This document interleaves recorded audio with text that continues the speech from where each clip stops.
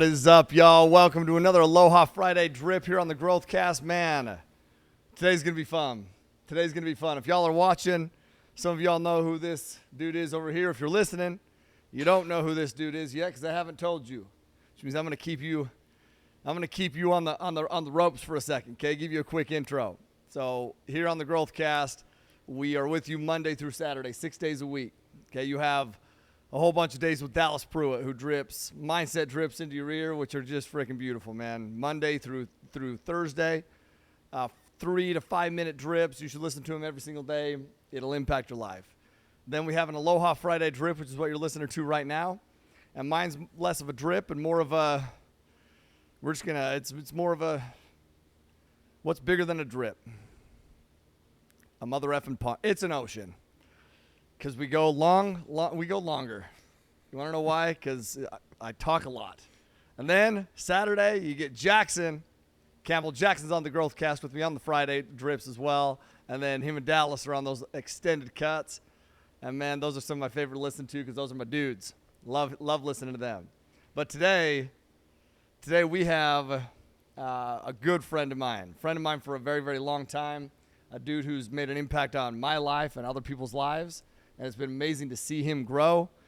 And a lot of you know him because he's been to our events. And he comes and helps at these events. And he pours into other people. And his name is the one and only James McCabe. James, welcome to the Growth Cast, bro.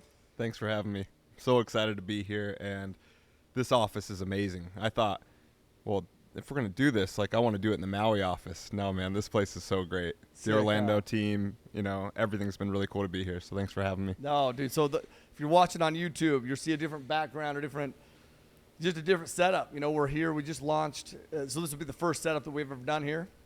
But we just launched our Orlando office, which is beautiful, beautiful. It's just a beautiful office, man. It's everything that I never dreamed of in the beginning. I didn't dream this far in the beginning, and now what's crazy is we were just kind of talking off camera before we started that we barely started. We had to get here, but we barely even started, And yeah. you've seen that journey. You've known me for a while, man. You've known me before I was me, which is fun. It's fun. But dude, let's talk about you, man, because your journey has been one that's inspiring. But dude, not enough people know it, bro. More people need to know your story. So take me back. Take me back, dude. Tell me about James McCabe. Tell me about where you grew up, what your family life. Tell me all that stuff, bro. Yeah. Listen, I still live in Gilbert, Arizona. One more thing. If you're listening to this, take notes, man. Take notes. Understand there's going to be actionables the entire way through. And I'm going to tell you that the dude right here doesn't get to the position that he's in by just chilling. He's got to the position that he's in by being friggin' inspirational.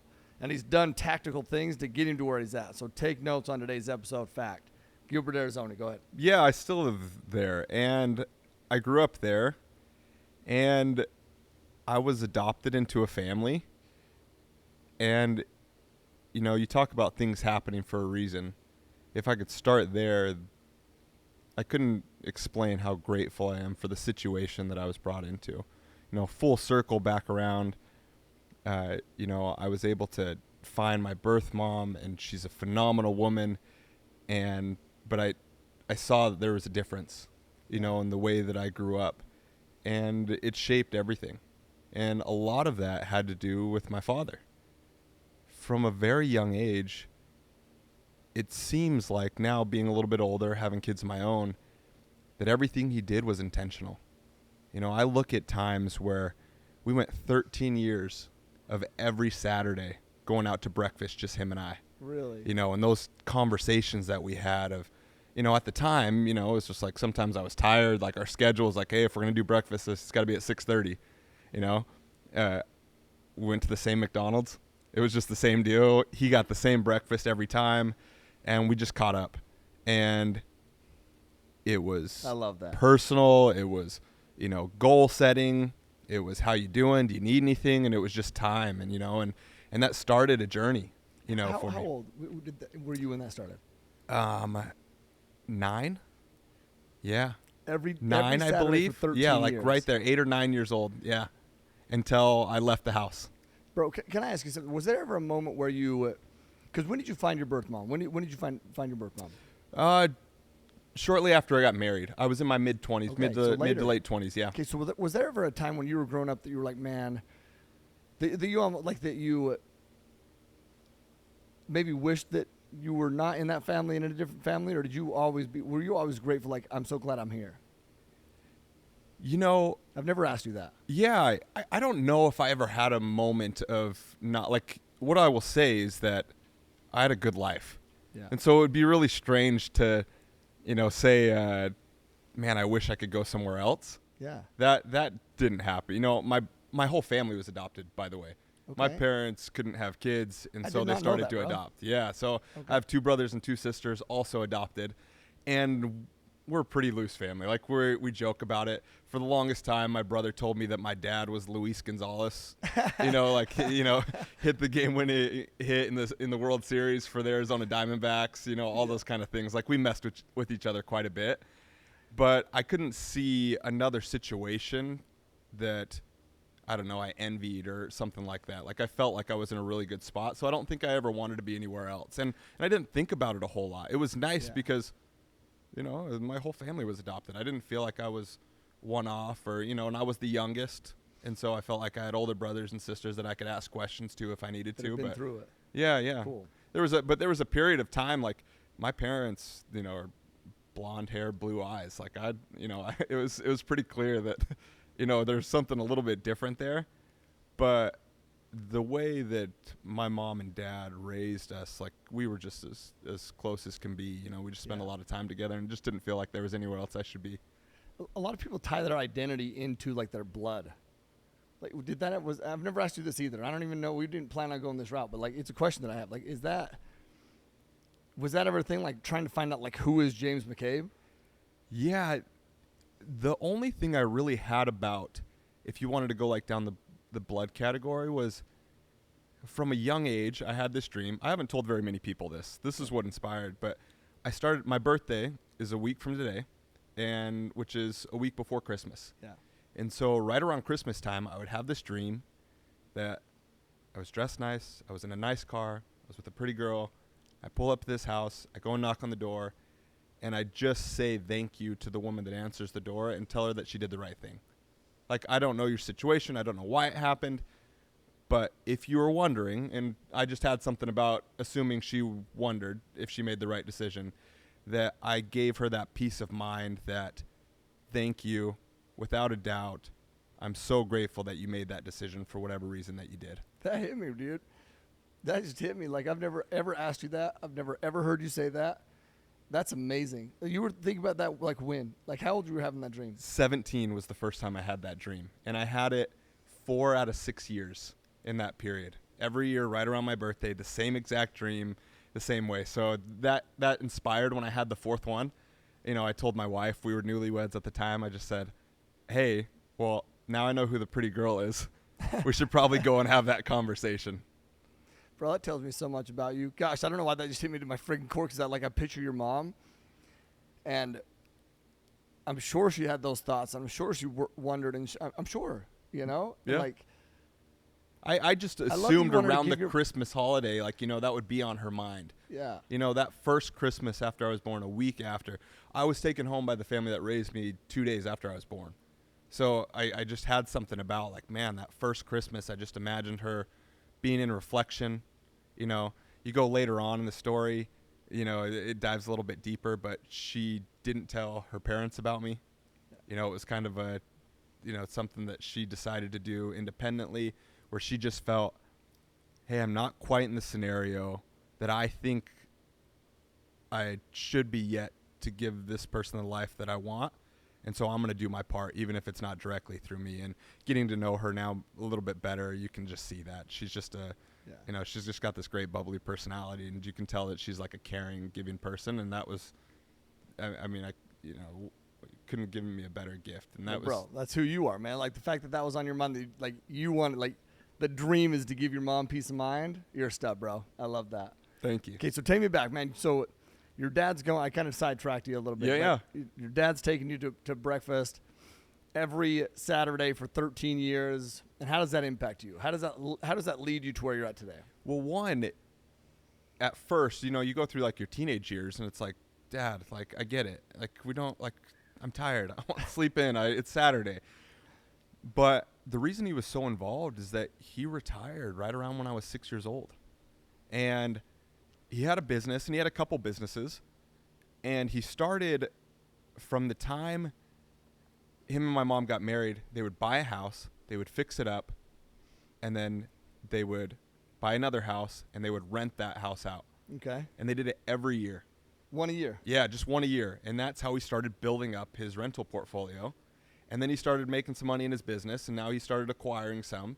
And the snowball just kind of happened. And by the time I was 6, it was enough to where he just said, yeah, this is our last kid. I'm going to go be full-time dad. And so I almost don't have a memory to where he wasn't around. Yeah. You know, my oldest sister, 16 years older than me, she moved out. She went to school in Hawaii. Okay. You know, and he converted her room into his home office. And that was it. I mean, he was just around. And if you've ever been to an event, you know, and I've told you a little bit of my story, I played all the sports growing up. And he was at every practice, every game, never missed an inning.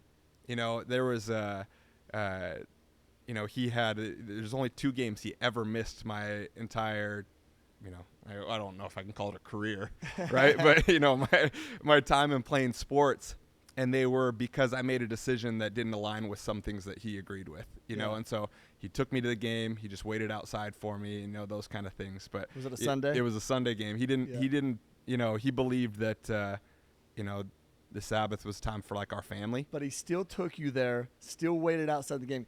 Your dad is a consistent man. Yeah.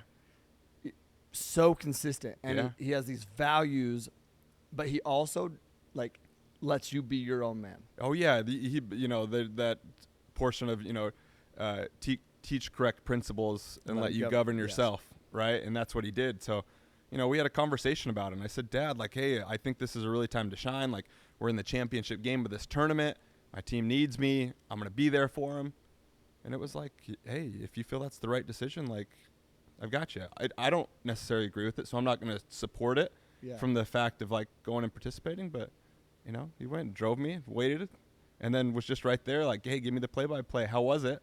And then, yeah, we'd have conversations around it. Hey, do you think you made the right choice? Like, how do you know, and by the way, we lost on a buzzer beater, so I kind of felt like, man, maybe I shouldn't have played. I don't know, you know, going there, you know, in some of those scenarios. But he was just around. He was present, and that started to shape everything. Yeah. So as I got older, I tell this story about, like, I had this paper, like, what are you going to do when you grow up? And my paper wasn't very long because it essentially said, hey, I'm going to take over the family business. Yeah. And I came home, he's got this paper, and he's like, hey, let's, you know, tell me a little bit about this. Yeah. I'm like, yeah, like, I'm the youngest. Like, every summer, it was going and working on one of his flips or a project he was doing, you know? So, or I would come down, and there would be 15 fans in the basement. And I'm like, I got to put all these fans together, or, hey, we're going to go change a lock, or, hey, we're going to go collect rent, or, you know, whatever. I mean, you know, we can dive into a little bit more of that, but he managed everything, right? He did it himself. So I'm sure you have something about that. And he just laughed at me, you know, like, and it wasn't like with me. I felt like he just like laughed at me to make a point. It wasn't like, with me. It was happening. Yeah. Like, hey man, like, I don't think so. I built this for your mom and I. And then I remember specifically, like, it was almost like the switch. But if you want to learn how, I will show you. And it was like, yeah, this is what I want to do. Like, I want this. And my dad was a simple guy, like Northern Arizona. You know, no one in his family had ever gone to college or anything like that. And you would have thought, like, was living like a king, you know. And, you know, you look back at it, like, you know, it was a great living, but it wasn't like, you know, like a king, you know, but to him, he had the ultimate freedom to spend time with his family, had all that he needed. And right then he just started grooming me. And that was when he got me introducing, like, all right, you want to learn how to flip?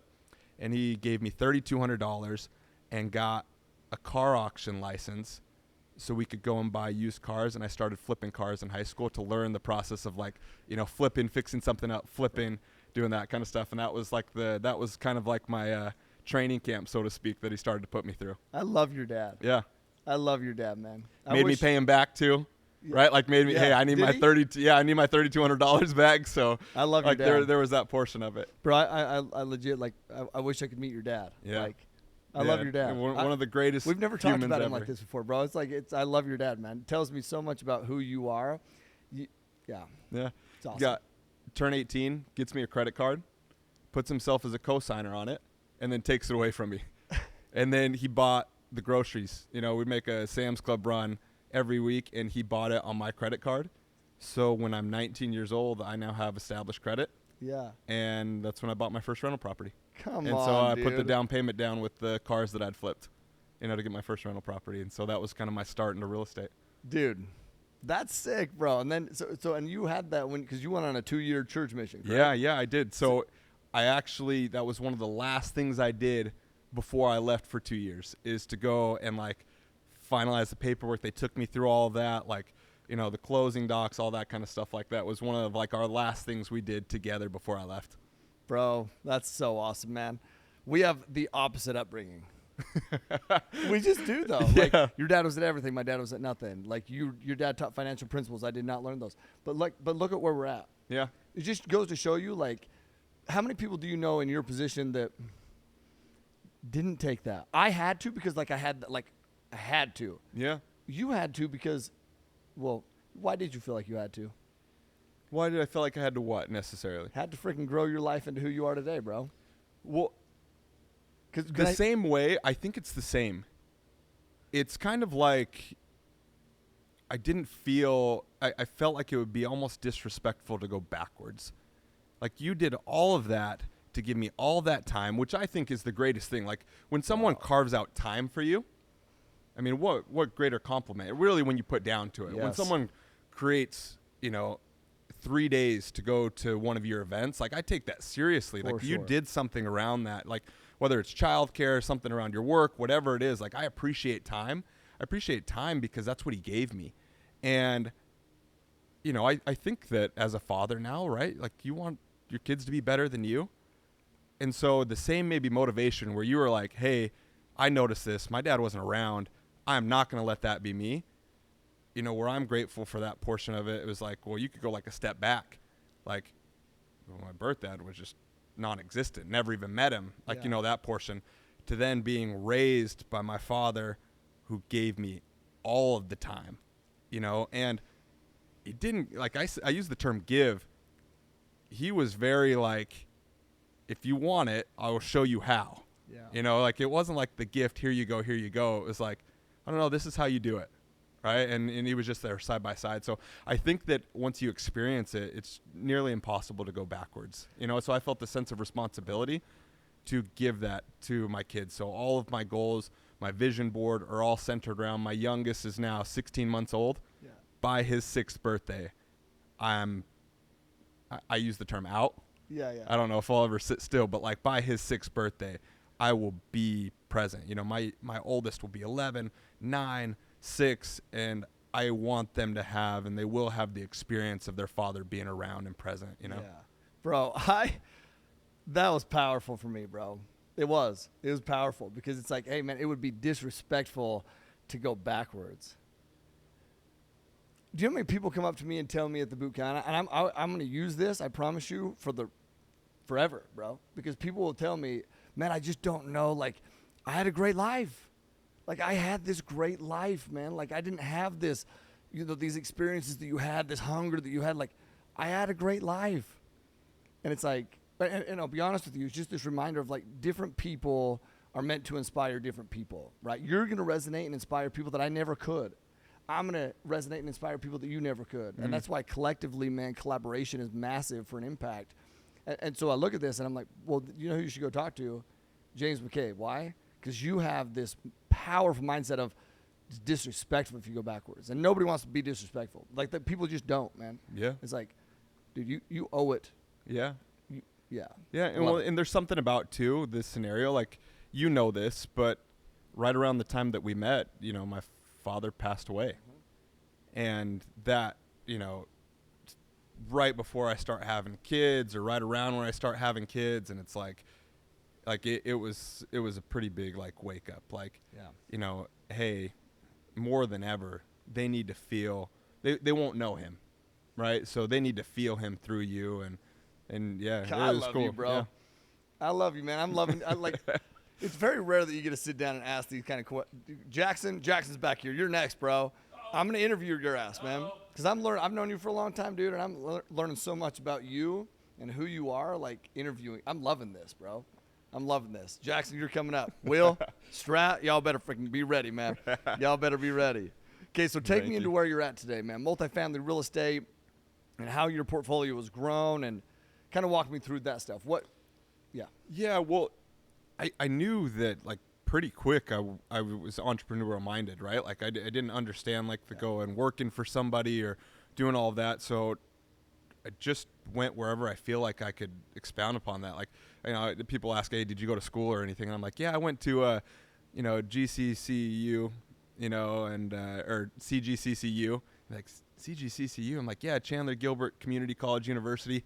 From that point, like, I got about halfway through an associate's degree to realize, like, I'm a fan of school because I believe in motion, like, going forward. Yeah. But the second you feel it's not for you, like, don't waste any more time. Yes. But also, don't sit around while you're trying to figure out what you're trying to do. So I encourage people, like, hey, even if you don't think school is for you, like, how do you know until you try? Like, at least go through the process of signing up. And, like me, one of my buddies signed up for a class. Yeah. I dropped him off at his class, and he called me like an hour later.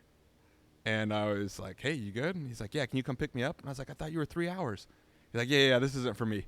You talk about the people you surround yourself with. He's like a brother to me to this day, but I was around people that were there. So I went into, wherever I could do to make money to try and figure out how I could be an entrepreneur. And so I did door-to-door sales and, whatever I could do, to make money. And it evolved me. It ended up getting into some more real estate opportunities to where I met you. Yep. I met you in Las Vegas at a real estate event and started flipping houses.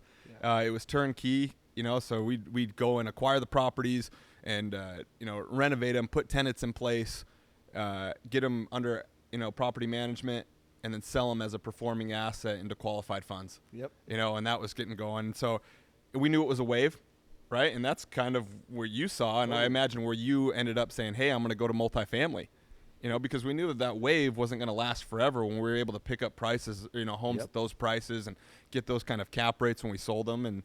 And a unique opportunity came up to where I saw this flooring company. My wife worked for a flooring company that her two uncles had started. Yep. And they got these national contracts, and they had this local showroom that wasn't getting any love or attention. And because they were catering to all these REITs, these real estate investment trusts that were buying, now they have over $100,000 door portfolios and those kind of things, but they were in at the ground level. And so I was like, hey, Lex, let's go buy the local showroom. We've got enough buddies that own restoration companies and those kind of things. Like, this will be a business. You now understand flooring a little bit. Like, this will be, I don't know if I wanted to say like necessarily the VC route, but this would be a business that we could acquire and make profitable. And as we're sitting in the room, and so I approach our uncle, hey, I want to buy this from you. He says, well, why don't you come run it for a little while and see if you even like it? I'm like, no, because I'm going to blow it up and then you're going to charge me for it. He's like, no, we'll figure it out. Like, we're there. So we're in the same office, and he can't figure out this issue of he was using subcontractors across the country, and the market started to turn. Yeah. And so their jobs were small margin, high volume. Well, if you were a sub and I had a job for you or 3 jobs for you that were small profit margin but volume, and Mrs. Smith wanted you to do their floor and it was high, like who are you going to prioritize? Mrs. Smith. Yeah, for sure. And that was an issue. And so there was starting to be a strain, and they were just like, man, how do we figure this out? I think we need to open up our own locations. And I'm like, hey, what if I give you the money that I was going to buy the location with? Let me buy in as a partner, and let's go blow this thing up. Yeah. And so we did. We opened up 13 locations inside of 4 years across the country. And I didn't love flooring by any means. I just saw an opportunity. 13 locations. Yeah. 13 locations in 4 years. In 4 years. Yeah. Okay, so let's pause for a second, because this opportunity, right? You see an opportunity that this other person didn't even know that there was an opportunity. And where was the opportunity? Within a need. You found a way to provide value to someone. Yeah. To grow their business. What is that? They had how many locations? Yeah, so they had the local location, and they'd opened up one in Las Vegas, and we're looking to open up one in Orlando. And so how many here years where of we're business? at. So they'd been doing that for right around the 4-year mark, 5-year mark. Okay, so they've laid this foundational, right? They're growing. They get to base camp, if you will, maybe. Yeah, yeah. Right? You come on and you blow this bee up. Yeah, like and they did. Like they had the context. Like I saw it. Like I saw what was possible. You know, they'd made good with these, you know, these clients, so to speak. You know, these big names. You know, these Invitation Homes and OfferPad and Open Door and Zillow and you know, some of these kind of companies. And it was like, all right, how do we hold on to them? Yeah. And it was like, hey, I'll try. Like, I'll go find the locations. I'll go hire the staff. I'll go, like, let's go do this. Let's go put our own sticks and bricks in all these markets, you know, we're performing. So they were in, like, in the low 20s markets. And so we're like, all right, let's pick the best markets and let's go start there. And boom, we just went, man. Tell me workload at that point. How was it a little bit of work? Was it a lot of work? Listen, there's one thing that I learned from now my former partner is just knew how to grind. Yeah. Like he just knew how to get after it. You know, he didn't have any hobbies. There was no like golfing or anything like that. Yeah. It was work was his hobby. And if anything I take that I'm grateful for that relationship is he knew how to grind, and we just didn't have enough hours in the day. Like there was just always something to do. Like we can go put 48 hours straight in and still have another 48 hours to go. Totally. You know? But bro, you're part of that. And correct me if I'm wrong here, but you grew the people there. You led the people there, right? Oh, well, yeah. Like, you know, when you think about like staffing wise to having one central location in Arizona to now 13 locations where those are all of our employees now. Yeah. Yeah. I mean, we grew, you know, over 100, you know, hires, and I had to figure out all the hiring processes and, you know, those kind of things, you know, to bring a culture, right? A certain culture, you know, that now that you're expanding all over the place, how important culture is and those kind of things. So, massive. Yeah. Okay. So let's talk about, cause your superpower, bro, is relationships. That's kind of why I lead into that. Yeah. So, and I want to kind of close the door there, but I want to lead into the relationships and how you've been able to, and where really what you're doing from there, because you're seriously, that's your superpower. Like you're one of the most connected people that I've ever met, bro. I was just in your office, also a beautiful office with beautiful people, bro, amazing people, and I was honored to meet those people and be in that office with you. You know, so like, tell me this progression from the flooring business. And I remember talking to you, bro, when you were in this. You remember we jumped I on started the a multifamily division. Yep. And I remember you're the first person I reached out to. You FaceTime me, bro. And we were just brand new in my Maui office, I remember. And you were like, oh, man, sick office, you know? Yeah. But I had no idea what you were doing, first off. Yeah. And then you start telling me what you're doing. I was like, I hung up. I'm like, whoo, Jimmy Jam are freaking killing it, dude. I loved it. Yeah. I literally, I loved it so much. Well, you talk about connections, Tyler. Like it changed everything. So when I realized that, you know, flooring wasn't like a passion of mine, but I found that I was a connector. Yeah. I looked at this and I saw these deals where I'd either, you know, found money for the deals or paired business partners or anything. Like I started to like occur for myself as a connector, and I was just looking for a way to monetize off of it. And not like in the literal sense, like of course in the literal sense, like how do you go and make money off it? But like when you feel that you're good at something, right? Like you'll enjoy it a ton, right? Yeah, and so I sold that, and that's when we reached out to you, and it was a huge impact. You know, like I knew that I was going to start raising capital and buying businesses and buying real estate and doing those kind of things.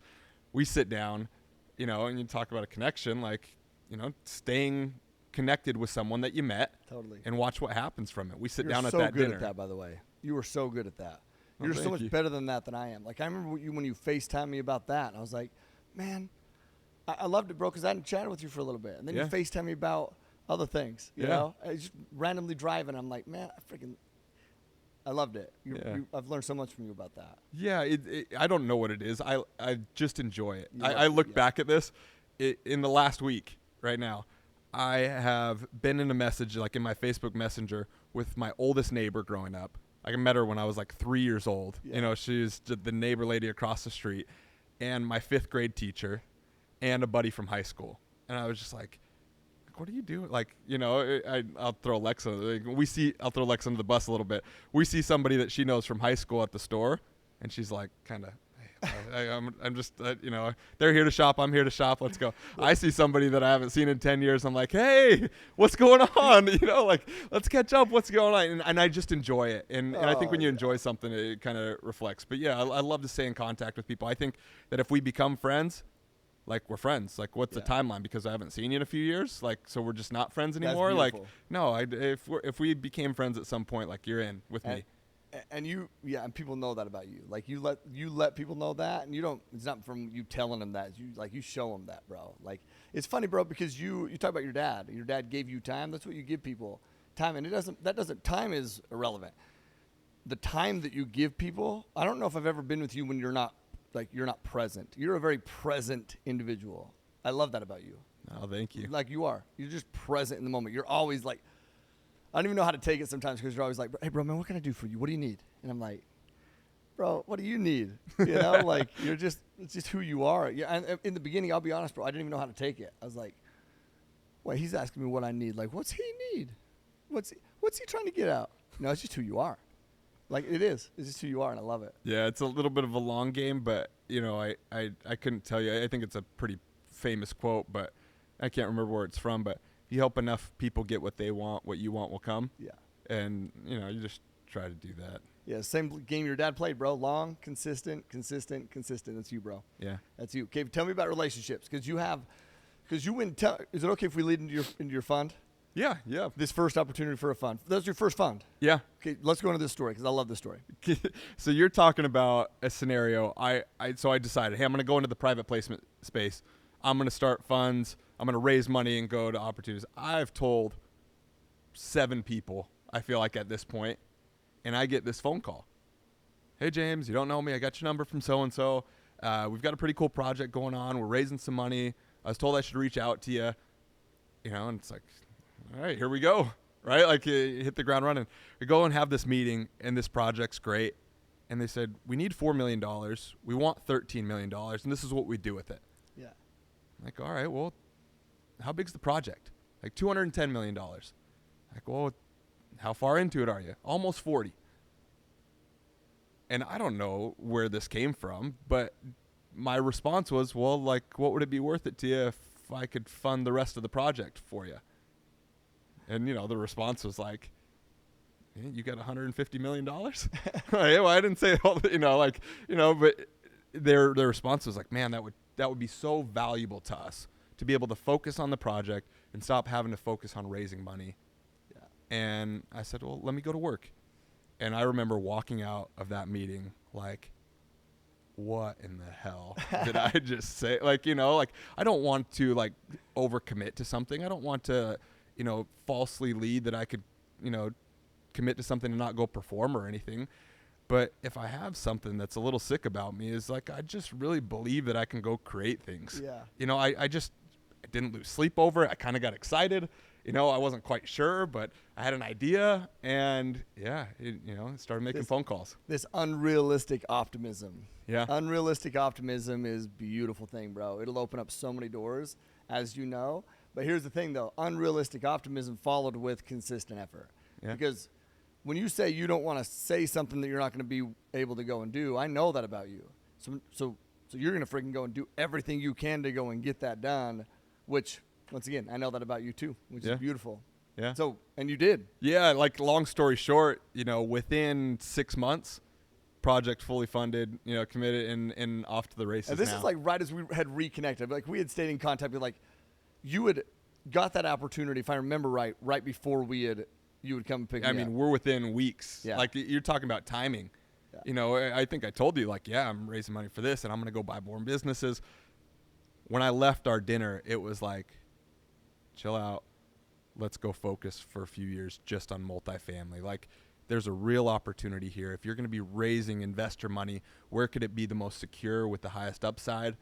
And I love real estate, obviously. There's a portion of it, everything from that conversation, just straight aligned, for what I'd look to accomplish. And it really did. It changed the trajectory and the course of my life. It's a conversation that I'll forever be grateful for. Me too, bro. I love it. I remember it was late, right? You know those 3 days, you dedicate your time to those 3 days, and I don't take that lightly. You come and you help with those things, and they're long. They're just long. Like they're long. They're so rewarding, but they're so long, and it's the end of that third day. And you know me now. Like, how often do I go to dinner? And I could sense it. Like, man, he just put all of his time and energy to all of his students, because I came and watched, right? Like, Yeah. a little bit, and saw what you were up to. And, I saw that. I was like, oh, he's tired. Like, he's tired, man. I'm grateful. I remember that conversation very vividly. I replay it often. And I get to picture like where we're sitting in the restaurant, bro. Yeah. I can. And I remember, let me tell you something else that I remember is I'm there, and there's a young kid there. He's 18, 19. He has some questions for me after. And bro, you're there. It's late. I know that you're wanting to get to dinner.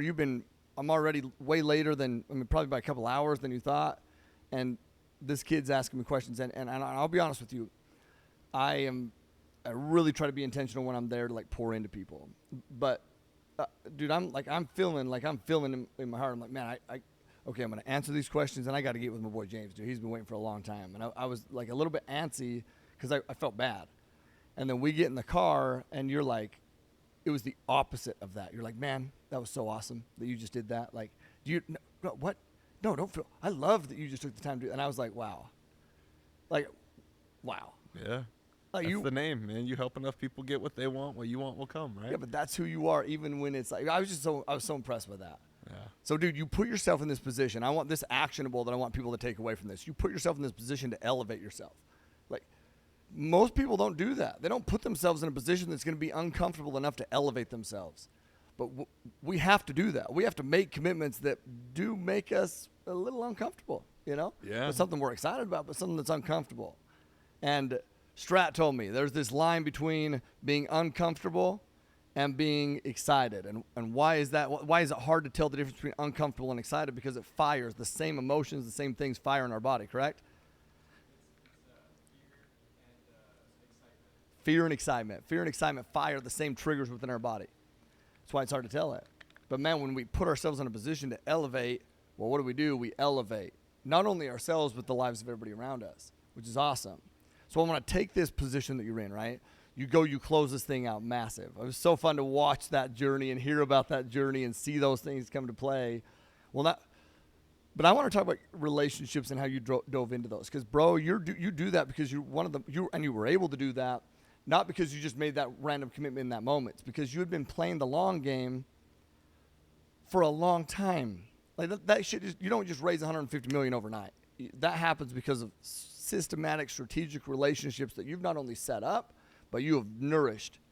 So can we talk about relationships and how you lead into that and how in the hell you even raise $150 million? Yeah. I wish, I've been asked this, at your events, someone will come and say, hey, I'm looking to raise money for syndication. Like, have any advice for me? And it really is a difficult conversation to answer. Like, I don't know. I wish I could say, oh yeah, I go to these events, I make X amount of phone calls, and I follow up like crazy, and I wish that was the case, but really when it comes down to it, and we had this conversation with you and Ryan and Todd and Jackson yesterday, that the majority of transactions don't necessarily come from what's happening, at least in my belief system, from what is the investment, but who am I investing with? And do I have confidence that person is going to be integral with me, that they're going to do right by me, have my best interest at play, and someone I can count on? And so what I just try to do is be a person that people can count on or trust. And I think a lot of that happens from, if I'm most proud of a skill that I'm working constantly to hone, it's being a good listener. And if you can be with people in a way to hear what their intentions are, like, just listen, they'll tell you. Yeah. And if you can be present, there's a difference between listening and hearing. Yeah. Right? I have a mentor, and he says one of his core beliefs is one of the greatest gifts you can give to somebody is the gift of being heard. And man, I feel that. Like, when someone feels that I'm present and that, and not fake, like, because, oh really, tell me more about that. Like, no, don't say that unless you really want to know more about that. Amen, like, bro. I feel people can feel that. 100% agree with that. Yeah. So what it Can I challenges you just to do pause is for a ask second? more Because questions. Yeah. that actionable is massive. Like it's massive. Like you need to say what you actually feel. Listen to that person, but you don't say those things unless it's truly meaningful, like that you truly mean it, because that's it, bro. Yeah. Like, and you had said something right before that now I spaced that when you said it, I was like, shit, which means I probably wasn't listening intently enough. Shit. But bro, it was man, right as you led into that, I look over to Jackson. Jackson's like, shit. One of the greatest gifts that you can give somebody is the gift of being heard, or one of the yeah. I'm guessing that's what it was. You want to be somebody that people trust, that is trustworthy. Yeah. And so you're gonna be that person. You're gonna be that person. Yeah. So you want people to trust you. You gotta be that person. Yeah. There's not a transaction, or at least that I've found, of, hey, now do you trust me? Yes. No, it is who you are being consistently that develops that belief system of Totally, trust. bro. That's it. Like it's who are you? Yeah. And if I'm gonna trust you, well, then guess what? When I'm saying something, because I'm a great read of energy, bro, and when I'm saying something that you don't resonate with, like, or that I know is not exciting you, I'm telling you, like, I'm a great read of energy. And then you tell me, oh, that's awesome. Tell me more. I'm gonna be like, this is a guy. Get the fuck out of here, dude. Like, I will. Well, when you're being authentic, I think that language plays a huge part of it. And what I strive constantly to do is be responsible with my language. And I think that what that encourages you to do, rather than oh, hey, we should catch up sometime, which is like what might sound like the right thing to say, is, hey, it was so good to see you. And the difference of when you could be responsible with your language with people, what I strive to do is to avoid absolutes. Yeah. I think that absolutes tend to get really irresponsible. Yeah. And you might not see it in the moment, but it affects credibility. I use the example of like a restaurant. Like, hey, oh, Tyler, you're in Orlando? You've got to go to this, we'll use Jackson as an example because, this. Jackson, you're in Orlando? My favorite steakhouse, the best steakhouse in the world is there. You've got to go and you've got to eat there. You have to. If you're in Orlando, you have to eat there. Yeah. Jackson's like, hey, man, I'm vegan. Like, you're like, you see how, like, irresponsible, like, that. So if I'm telling you it is the best restaurant, you have to go there, versus, hey, Jackson, and I know that I want to refer this restaurant. What kind of food do you like? Yeah. Oh, man, I've transitioned. I'm, what I'm eating is a little bit different now. It's like I wouldn't even go there. And when you can be with someone and say, hey, my favorite restaurant is this. If you like steak, you should try it. I would highly recommend it. I feel that lends a form of credibility rather than, so I really strive to avoid absolutes in those scenarios. Okay, so you've given these are freaking gold, bro. Listen, truly listen, like, so people feel heard, and then the question, and then avoid absolutes, right? Yeah. But how you let into that, like how you frame what you're about to, is these questions that you're asking. Like, so once again, how do you make people feel heard? Well, you ask them questions, and then you listen so that you can actually provide something of value, right? Yeah. You think so many people fly off the cuff of, hey, I go to this steakhouse, and they think that's something of value, but in reality, maybe that makes Jackson feel uncomfortable now because he's going to have to be like, well, bro, sorry, but I ain't going to go there because I'm vegan. It's like, that's not valuable to Jackson at this point. Right. It's like, yeah, I love this. Okay, what else? What other I feel steps? like What other people, things? the absolutes create some desperation. I have to raise money for this deal. I have to raise $3 million to close on this deal, rather than what I'm doing is going to raise $3 million more to this deal. Here's the opportunity. Here's what we're looking at. Does this align with what you're looking to do with your funds? Not, I've got to raise it. I have to. I mean, think about the word have. Like, I need. Those are such strong words. And so what I just look to, use, different language around it. I want anybody who's watching on YouTube, I want you to understand the body language. Your body language and your entire energy changes. And this is, in my opinion, massively powerful. Because you're like, man, I got to. And then you're like, what it needs to be is, I'm going to raise $3 million for this deal. And this is how it comes. It's very tactical. It's logical. It's honestly, your energy when you say that inspires confidence. your energy on the other side of things, which was like, I got to, it reduces confidence, my confidence in you. Yeah. Right? So like your body language is massive. I don't want people to feel a form of desperation coming from me. Yeah. And because if they feel it, that means I'm being that way. Yeah. Right? I want to be in a way that's, like intentional around it. Like what? This investment doesn't align for your goals, and so I'm just not going to go close on this deal. Yeah. No, I'm going to do it either way, so I might as well Yes. be with you in a way that shows, like, is this an opportunity for you? Powerful, bro. So, Yeah. so listening, no absolutes, like truly trying to just like really understand what they're looking for and just be true with your messaging, your Yeah. language, right? What else? Integrity. I define integrity as doing what you say you're going to do when you say you're going to do it. And listen, things come up. It's not always going to work out. At least in my world, it doesn't always work out the way that I intend it to, but you can still stay with integrity.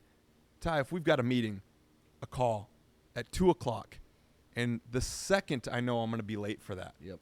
I can reach out to you. Ty, Yeah. I'm running 10 minutes behind. Does that still work with your schedule if we start at 2:10? Yeah. Like, that's staying in integrity. And when people can feel that they're being heard, that I'm being responsible around the situation with my language, it also aligns with, under promise, over deliver, Yeah. right? From those kind of things.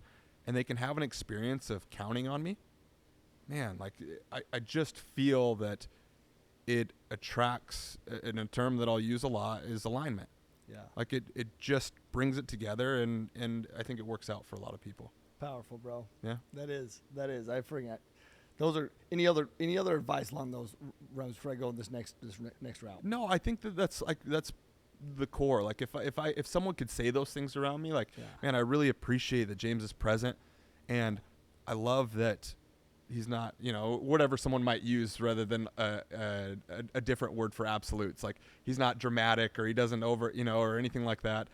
And I love how you said it. Intentional with your language. Yeah. You're intentional. Yeah. And if James, I can count on James. Yeah. Like, I believe that for me, that's the recipe for success in networking and developing relationships. And then, then you can just be intentional about providing value from there. Yeah. Can you help them with the retirement accounts? Can you connect them with someone else that can help them? But you have all the ammo that you need at that point for success, or at least the majority of the ammo that you need, that you could go create something from there.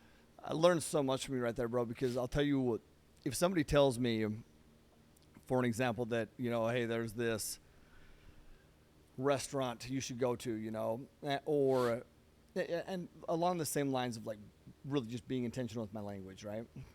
Honestly, I may say like, oh, Britt, shit, awesome. Thanks for the recommendation, dude. I'm going to go try to check that out. And maybe I know that I ain't going to go check that out. Mm-hmm. I just want them to feel like heard, but that's not true. That's not how you really do that. Yeah. Like, I learned something from you right there, man. I need to just be like, bro, thank you so much, man. Man, crazy schedule. I ain't going to be able to make it this time, but I appreciate the recommendation. Just like, that's the best way. Well, even think about this. Even think if you removed the why. Like, that, the fluff in it is, hey, thanks for thinking of me. Yeah. Like, you don't like, even need to go down that other route. yeah, hey, you've got to do this. Hey, I appreciate you thinking of me. Thanks for the recommendation. I love that so much, bro. Seriously. Yeah. I love that, man. That's great, bro. That's a great way to frame that, to think about that and that perspective of it. Yeah, because, like, that's when someone thinks about something, that's integral, right? Yeah. Like, hey, thanks. Like, I can It's an tell that honor. means a lot to you. Yeah. I don't need to dive into the reason. my timeline might fit, what. That's what's 100% causing the route that I Yeah. go to. I feel like I have to. Yeah. Dude, stud. Right? If you feel like That's you have such a to do great action something, plan. right? Yeah. To use that as an example, Yeah. if you have to do something, what's it going to feel like? Yeah. Oh, sorry. I'm not going to, it gets a little, I don't know, weird. It does. Yeah, no. Hey, cool. Thank you. Thanks for thinking of me. I appreciate that recommendation. I love it, bro. Bro, money. Yeah. I freaking loved getting to chat with you, dude. Like, Thanks for. Like, I want you to feel that. I did, man. I want to do this with all my boys, man, and all my girls, like just all my people. Like, Yeah. it's fun to interview people that you think you know, but man, there's so much more. There's so many layers to you, dude. I love it. Thank you. Thank you. I loved hearing about your dad. I loved understanding a little bit like why you are the way you are, and I mean that in like just the best freaking way, man. The best way. I love it. Well, we got a long way to go, and there's a lot of work that goes into it. Yeah. And I've surrounded myself with people that are pushing on me constantly. I love that I can look at everyone in my inner circle and know that, you know, talk about a responsibility, but a responsibility to keep up, you know, to push them on their off days and to be able to have that, you know, accountability or people around me that I can count on. You being one of them. You know, you talk about that meeting. You got to meet quite a bit of them in my office that day. But, yeah, it is work. It is a constant climb. You know, you met, you know, Brandon. He says, you know, creation is a process, and it's kind of like climbing a mountain without a peak. Yeah. You know, and it's just constant work. And, you know, I believe in that. If you were being intentional about where you are going, the rest will take care of itself. But you need to do the work to be intentional about it. Yeah. Mountain without a peak. I like that. Yeah. I like that, man. Climb the mountain without a peak. Maybe that's even the title, bro. That's bitching. Yeah. Bro, thank you. Thank you for being here all week, man. You spent time away from your family to be here to celebrate with us. Yesterday, man, these separators that you have, you come into the office yesterday. I didn't know you were coming to the office yesterday. We were in here with MFCP leadership team, and we're freaking grinding away. And you come in, it's like, and why did you come in? Well, you're here to get work done, but and you didn't make us feel any sort of a way. You were just here, man. Your presence was felt. But then what did that lead to? We go to lunch. Yeah. We get a chat. Yeah. It's and I know a couple things. I know that we have a relationship. Yeah. But I know you want to get closer with Todd and Ryan and Jackson, and so that's why you're there. Yeah. I know that. A lot of the action happens in being present. That's it. Just being around, in the room. Well, and about the energy. You talk about what were you guys doing yesterday? Yeah. You're planning for 2023. Yes. There's some energy around that, right? There is, you get near the fire. Get near the fire. Shit. That's the title.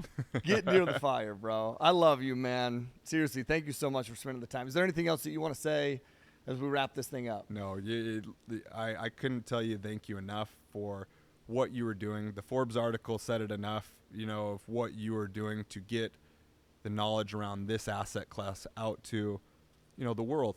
You know, that's the cool part about technology. This could reach the world, and what you're doing, it's had a huge impact on my life, and I think that trigger effect would, you know, that would just trickle down.